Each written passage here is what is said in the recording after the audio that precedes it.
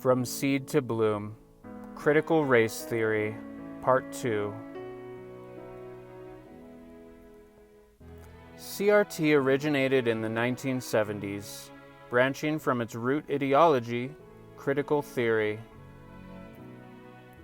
A postmodern seed was planted into fertile Freudian psychoanalysis, was watered and rooted in cultural Marxism. The result was the birth of critical theory. Once rooted and brought to bear, critical theory branched offshoots, including critical legal studies, critical race theory, gender studies, critical social justice, and critical environmental justice.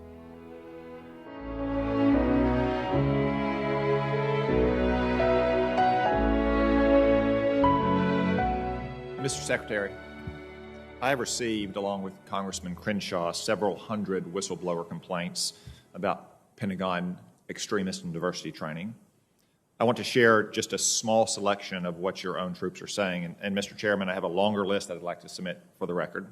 Without objection. Again, this is just a few examples. One Marine told us that a military history training session was replaced with mandatory training on police brutality, white privilege, and systemic racism. He reported that several officers are now leaving his unit, citing that training. Another service member told us that their unit was required to read White Fragility by Robin DiAngelo, which claims, and this is a quote, "White people raised in Western society are conditioned into a white supremacist worldview." A member of the Special Operations community has told us that they are being instructed that, quote, "the U.S. Special Operations community is racist." One Army officer relayed to us the words of his general officer who told him that the entire U.S. Army is racist. A midshipman at the Naval Academy said classmates are calling America a fundamentally racist place and that this sentiment is not contested by school administrators. An airman told us their unit was forced into a racist exercise called a privilege walk, where members of the wing were ordered to separate themselves by race and gender in order to stratify people based on their perceived privilege. One African-American officer disparagingly said, and I quote, "The Navy thinks my only value is as a black woman and not the fact that she is a highly trained military specialist." Soldiers have come forward to tell us they are being forced to watch videos about systemic racism and documentaries that rewrite America's history as a fundamentally racist and evil nation. One Space Force officer told me that 2 Guardians left his ranks in a short period of time. One was a young African-American who said that after the training, she would never have joined the military had she known that it was such a hotbed of racism. The other was a white airman who said he didn't sign up to be indoctrinated and filed separation paperwork. Mr. Secretary, we're hearing reports of plummeting morale, growing mistrust between the races and sexes where none existed just 6 months ago, and unexpected retirements and separations based on these trainings alone. And again, these are not my words, these are the words of your own troops. So I want to ask a few simple but vital questions. Mr. Secretary, do you believe that our military is a fundamentally racist organization? Yes or no, please. Well, I won't give you a yes or no answer on that, Senator, because it deserves more than a yes or no. The military, like any organization, will have its challenges, but I do not believe it is a fundamentally racist organization. Thank you. I'm sorry to cut you off, but our time is limited. I think it is a pretty simple question. I'm glad that you agree it is not fundamentally racist. Do you believe that any member of the military should be treated differently based on their skin color and sex? Again, yes or no will do. Again, this question deserves more than a yes or no answer. Mr. Secretary, I'm sorry to cut you off. Our time is limited. It is a very simple question. Should a member of the organization you lead be treated differently, in violation of the Constitution, I would add, based on their sex or the color of their skin? No, I do not believe that, and that is okay. Why we have diversity, equity, and inclusion focus in the military.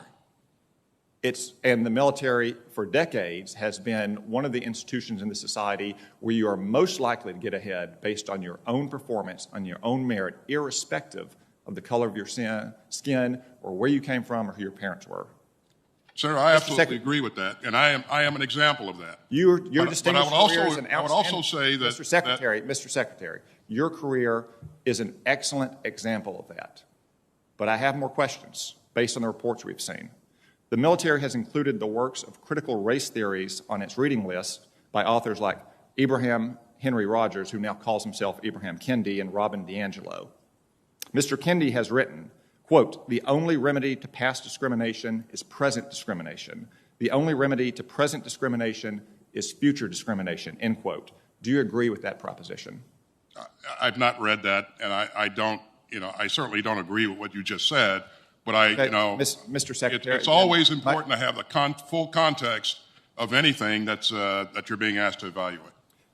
Mr. Secretary, do you believe that race and sex should be the key factor when selecting combat leaders, rather than, say, operational excellence, technical proficiency, leadership, agility, and integrity? I do not, Senator. I think what you just said should be key components in making any selection. Thank you. I'm glad we agree on all this.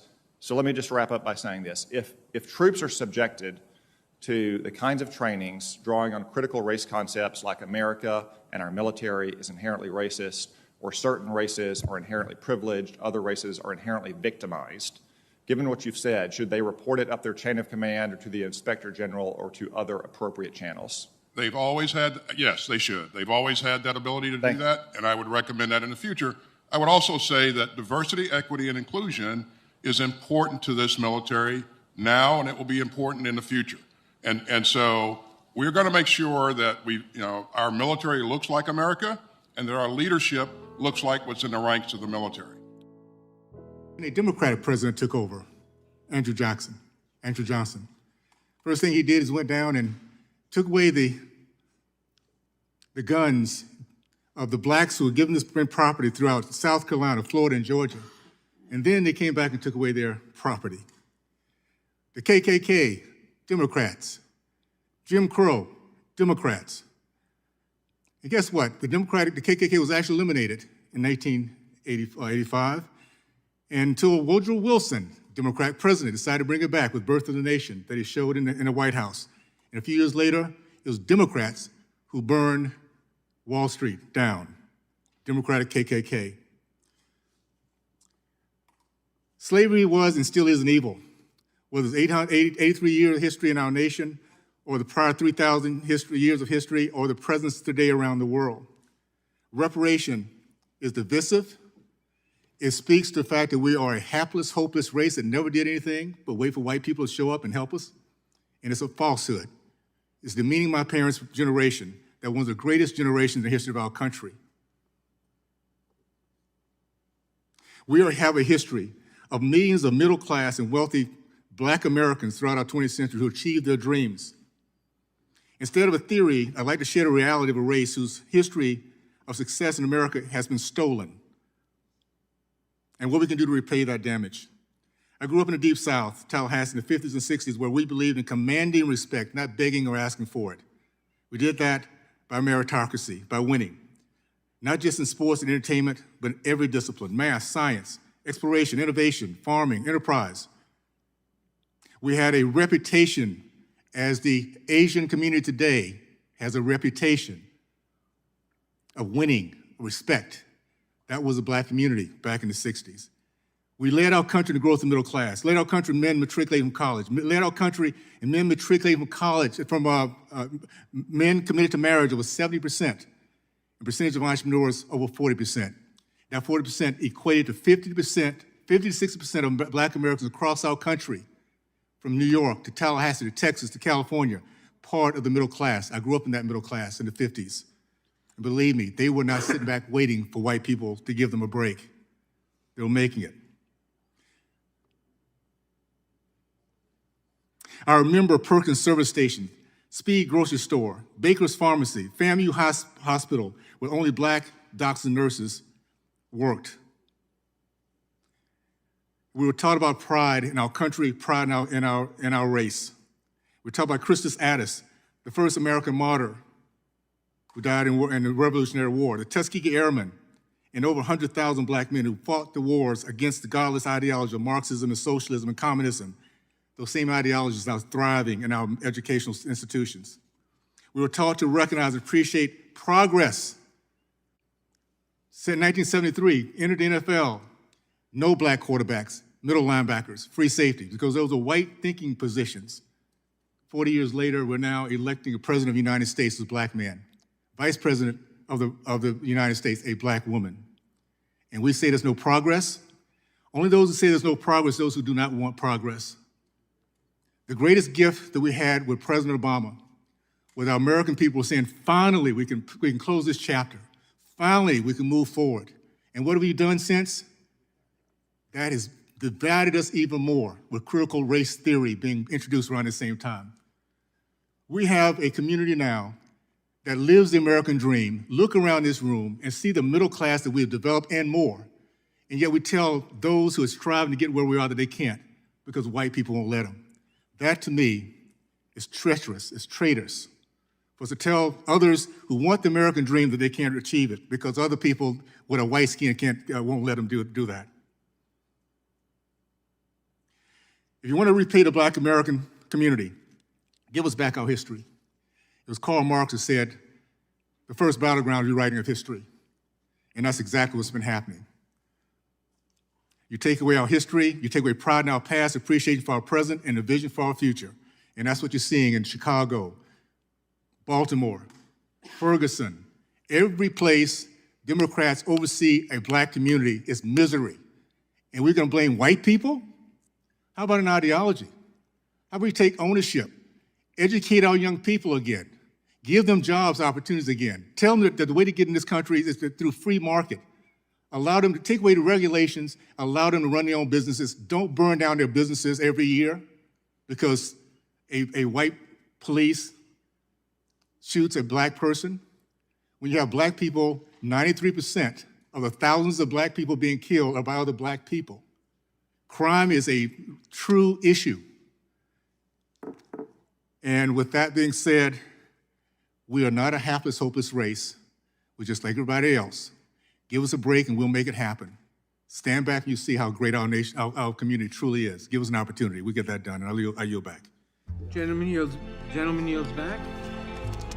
Despite the board's attempt to deny it, District 196 schools are quickly becoming a place where promoting activism is actually more important than promoting education. I'll take you back to my first day at RHS this fall. The principal came out and gave us a heartfelt speech about equality and standing together. He began to list countless races, such as Latino, Asian, expressing how much they matter and how important they are. But never once did he mention a race or identity that reflects me, or half the kids that were in the class. Now, members of the board, I know you haven't been to school in a while, and I know none of you, or most of you, don't have any kids left in the school district. But you must admit how uncomfortable it will be to be characterized just by your skin color on the first day of school and be thought that you were wrong just because of your skin color. So I will never forget the look one of my friends gave me from across the room as we were sitting there listening to this blatant bias being expressed in the so-called equity statement by the leader of our school. To be clear, I don't need you to tell me that I matter, but hearing the condolences given to other races and leaving just one race out, inevitably you'll start to feel like you've done something wrong. In another separate instance, I was told that writing "All Lives Matter" on the whiteboard was political and could be seen as offensive. When I questioned the teacher after class, she told me that she didn't have an answer and she just had to erase it, and it was quickly erased. There are political signs all over RHS, about specific races that matter, specific sexual orientations that matter, and specific perspectives that matter. But when I questioned the RHS administration about how these signs were political, they told me that they were supporting human rights. So when I questioned why the equity statement couldn't represent all students, they told me that to even ask that question was outlandish and offensive. And when I asked why that was, they told me, quote, "Whites have a pretty good situation right now," unquote. So is that not racism? Disregarding my question merely because of the color of my skin? To be honest, after enduring a year of the people in charge telling me that I'm a racist and I'm privileged and pointing out our irreversible differences, I've never noticed race more. And it's becoming the first thing I notice when I meet someone, which has never before been the case. RHS administration confidently told me that RHS students and staff are happy with their equity statement. But from my experience in talking with other students, this is not the case. I know many kids who disagree with their teachers, but they're too scared to stand up because they're worried that their grades will be docked and their learning experience will be affected. My honors government teacher, I'm not going to say his name, but he's mentioned that Democrats care more about all people while Republicans only care about themselves. And he's also inferred to us that socialism is better than democracy. He even had a statue. He had a statue of a socialist leader in his classroom. I've been told by a lot of kids that they just stay silent and adjust their schoolwork to reflect an acceptable opinion to secure a good grade. I've been approached by multiple teachers who have told me in private that they just want to say that they agree with me and they support me standing up, but they can't say it in front of the class for fear of being disciplined by the administration in some way or losing their jobs. There is clearly only one way to think in this district, and that is that they are teaching their kids to shut up if they don't agree. Now, members of the board, I want you to take a good look at yourselves in the mirror tonight and ask, are you really standing up for the equality of all people, or are you just pushing a damaging political ideology on our students? A fellow coworker at my job, who by the way is of color, discreetly told me that the schools seem to be pushing a very leftist agenda in class. This proved that not everyone is happy with your school, and not everyone who isn't happy is white. Now, due to all these instances I've mentioned and many more that I can't fit in this 5-minute speech, I have decided to leave this district and continue school on a private Christian school online.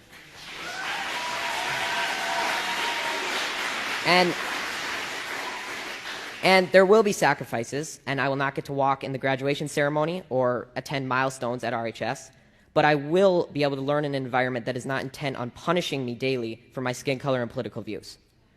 Now, regardless of how you take my speech, whether you just shrug it off as malarkey or Fox News talking points, I encourage you to think about it. Here's Colors in a revealing 2015 interview. We actually do have an ideological frame. Myself and Alicia in particular are trained organizers. We are trained Marxists. So when I was in North Korea, first thing that I learned was that Americans were bastards. It was actually the one word. At school, when I was attending, they told me, actually it was just math problem saying there are 4 American bastards, you killed 2 of them. Then how many American bastards left to kill? And as a child in North Korea, you have to say 2 American bastards. And when I came to America, I fell in love with this country. This is such a wonderful country. I've never been accepted more than this country was. And at Columbia University, literally every professor was saying that, the problems that we have on today's world is because of white men. How they colonize Africa, how colonize, Asia, right? That's how they mess up everything. And they are the one who needs to be blamed. And I couldn't believe that, am I sitting in North Korea's classroom or in America, actually? I couldn't believe why people are hating their own people that much. It's just heartbreaking. I literally sold as a sexual slave, and I literally crossed the Gobi Desert to be free.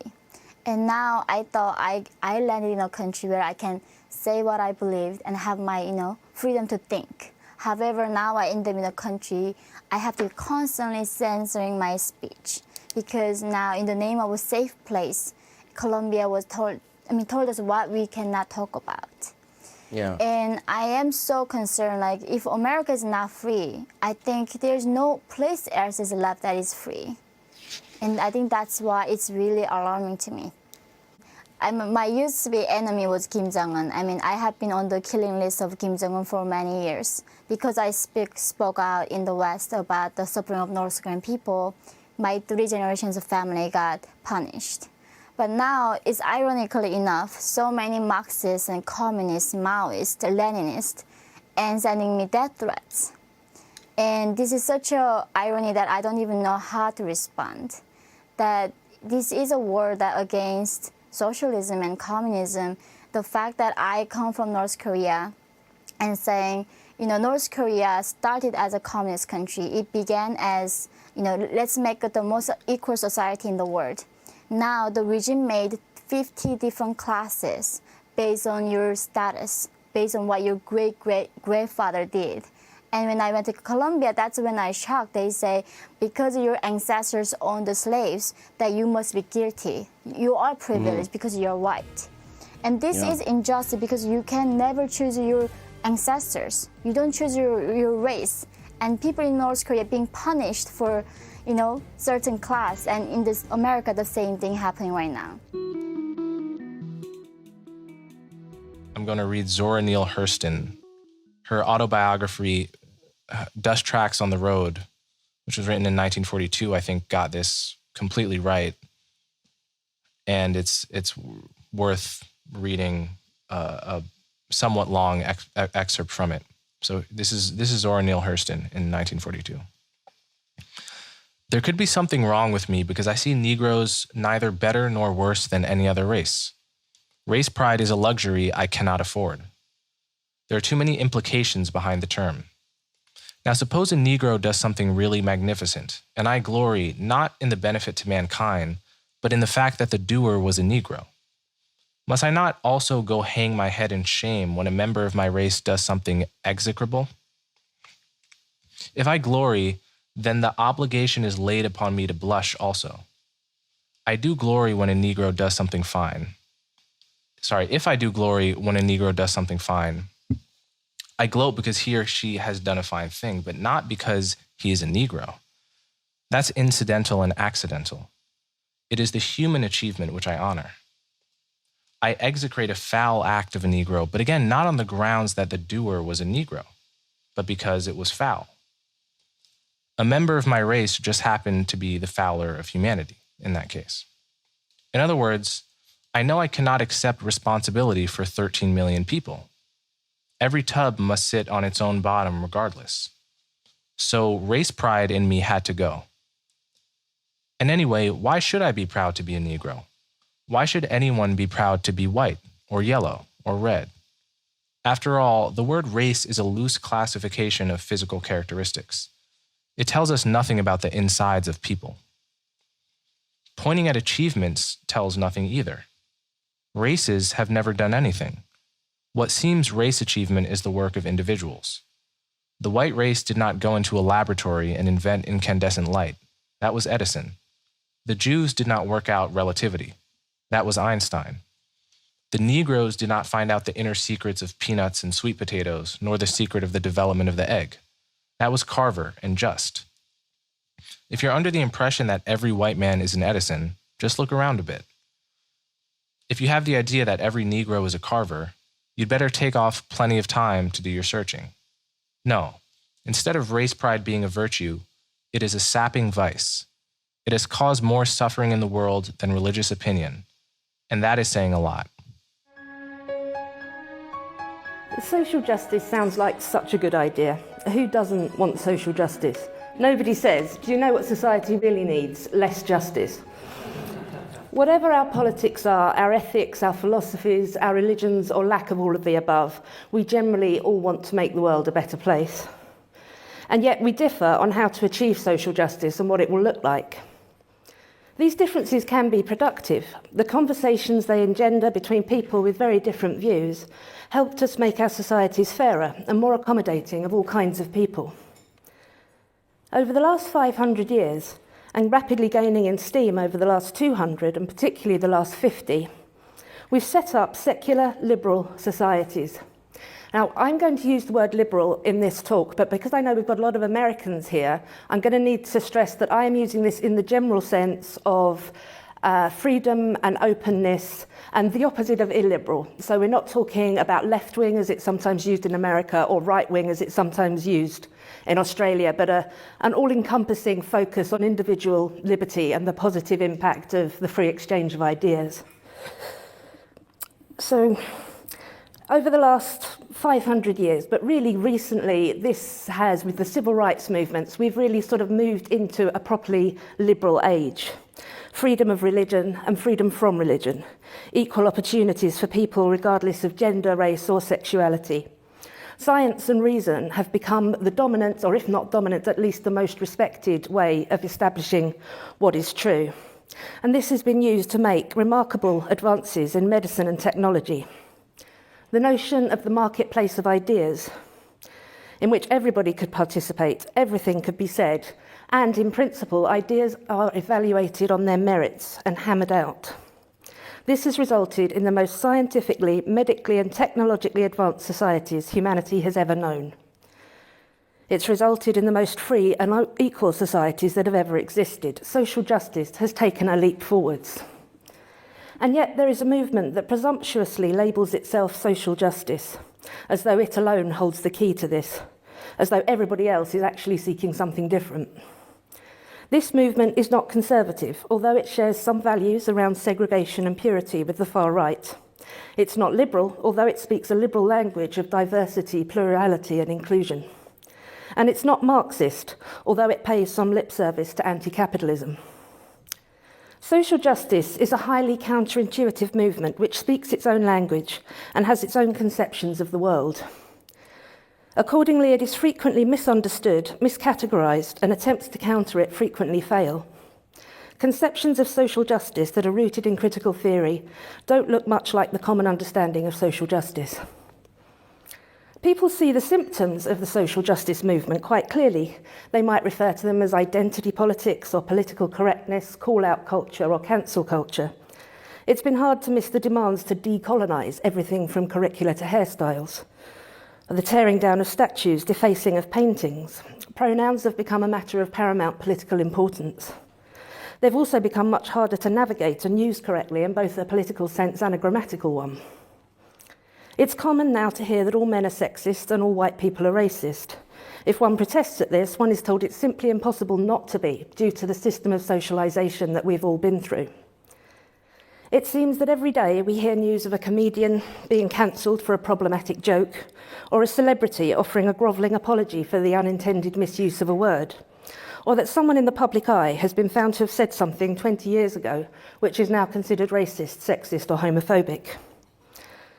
Artists of all kinds are frequently held up for criticism, either because their work has not included a diverse range of people, in which case there's a failure of representation, or because it has, in which case it's cultural appropriation. When a system of scholarship is closed to external critique, as these theories generally have been, and when evidence and reason are not required in the first place, a body of work can quickly become quite deranged.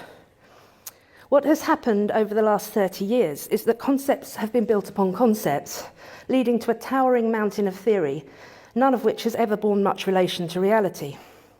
One scholar writes a paper arguing for the existence of white privilege, Peggy McIntosh. She makes some good points, but she claims that simply being white confers great benefits on an individual without any consideration of class or wealth issues. This idea catches on, and critical race theorists build on it until it's well established. Then another scholar, Barbara Applebaum, takes it a step further. She argues that white privilege allows white people to sort of get away with racism because they can absolve themselves of their privilege by acknowledging it. So now we need another concept to put on top of that, which is white complicity, in which white people can never absolve themselves of their responsibility for racism. They are just implicit in it by the dint of existing. So this idea is accepted and built upon. Then another scholar, Robin DiAngelo, takes this a step further still. White privilege and white complicity are still central concepts to her work, but there's still a problem because some white people disagree with them. We now need white fragility to close that gap. White fragility is when white people respond to being told they're privileged and complicit in racism by doing one of three things: disagreeing, being quiet, or going away. That is, the only way not to be fragile is stay right where you are and agree. This is not scholarship, this is a Kafka trap. There is simply no valid way to disagree with this conception of society, to moderate it, to qualify it, to agree with some of it, to point out problems. You just have to agree. It is also notable that Robin DiAngelo's language is so simple and clear that she could be read and understood by a 10-year-old. She also speaks in terms of absolute certainty. This has also happened over time in the other theories, even in queer theory and post-colonial theory. The kind of writing which was famously incomprehensible decades ago has become much clearer and much more sure of itself. As the body of scholarship has grown, and scholars have been able to point anyone who disagrees with them at a mounting body of work, the field's confidence in their own rightness has grown. Whereas the first postmodernists spoke in terms of radical doubt, and the applied postmodernists retained some tentativeness and raised issues as questions to avoid making challengeable assertions, The current scholars are absolutely convinced of the objective truth of their worldview. This new phase of absolute certainty, clarity, and refusal to accept disagreement as anything other than a wish to deny privilege began around 10 years ago and has been rapidly escalating since 2015. Those original ideas of the first postmodernists are now sacred creeds which cannot be doubted. Listen to these core tenets developed by a group of scholar activists, including Robin DiAngelo. It was read at the National Race and Pedagogy Conference at the University of Puget Sound in 2015. Racism exists today in both traditional and modern forms. Racism is an institutionalized, multi-layered, multi-level system that distributes unequal power and resources between white people and people of color as socially identified, and disproportionately benefits whites. All members of society are socialized to participate in the system of racism, albeit in various social locations. Remember our slates with different versions of the story on. All white people benefit from racism, regardless of their intentions. No one chose to be socialized into racism, so no one is bad, but no one is neutral. To not act against racism is to support racism. Racism must be continually identified, analysed, and challenged. No one is ever done. The question is not, did racism take place, but how did racism manifest in that situation? The racial status quo is uncomfortable for most whites. Therefore, anything that maintains white comfort is suspect. The racially oppressed have a more intimate insight via experiential knowledge into the system of race than their racial oppressors. But they're not bad. However, white professors will be seen as having more legitimacy. Thus, positionality must be intentionally engaged. It means you must always mention your race, gender, and sexuality and how it impacts on what you're saying.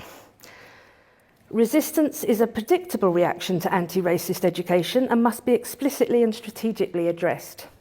This is a creed. These are statements of absolute certainty and of objective knowledge. Therefore, we call this stage reified postmodernism. In one way, this latest development is highly alarming. It reads like a call to arms. It's easily comprehensible to any idealistic young person who wants to fix the world, and its presence is strongest in the universities where they're to be found. In another way, this newfound clarity, confidence, and certainty is precisely what we need to have an effective pushback. We can get at these ideas now. One doesn't have to have a PhD in the jargon to understand the claims and counter them. For so long, this kind of scholarship has been enabled to build because the vast majority of people did not know what it was talking about. Even liberals did not know what it was talking about. Liberal academics in other fields did not know what it was talking about. The people pushing back at it have overwhelmingly been conservatives. Liberals mostly assumed that it was because it was in the service of social justice, it must be a good thing and a liberal thing. And if conservatives didn't like it, it was probably both. It's now becoming increasingly clear that it's not a good thing or a liberal thing. Liberals can now push back at it completely in keeping with their liberal principles.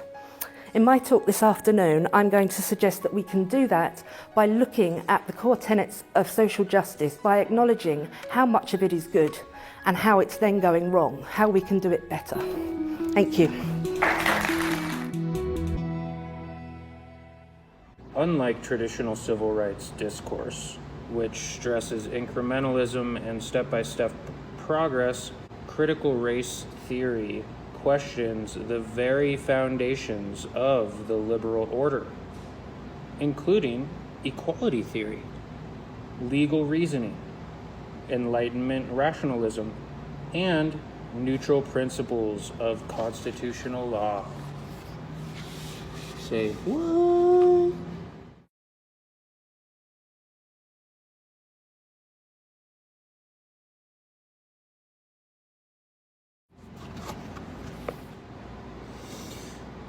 Okay, if critical race theory questions the very foundations of the liberal order, then what is their founding? What are they based on? Let's see.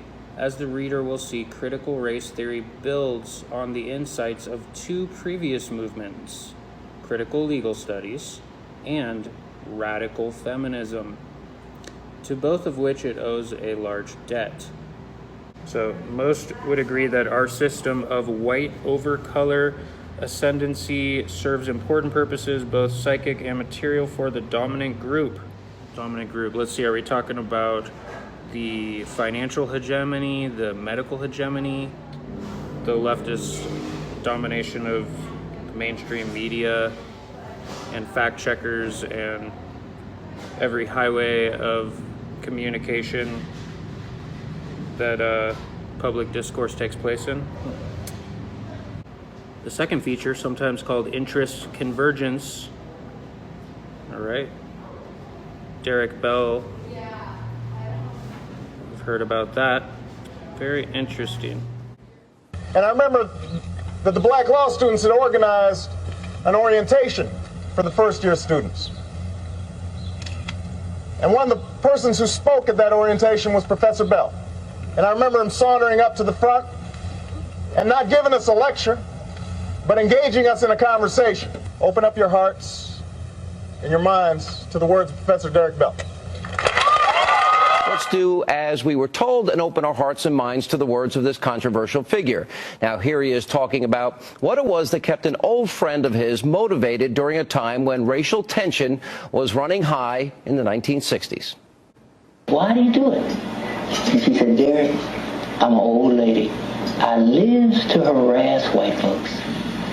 And the marvelous thing about her, the way those neighborhoods, she lived near whites who were supportive of her. So she wasn't talking, it wasn't a racial thing, but she knew that those people who were oppressing her were white. She knew that she didn't have their power, she didn't have their money, she certainly didn't have their guns. But she saw her life as given in trouble, being on the case all the time. And I've accepted that as my motto. I live to harass white folks.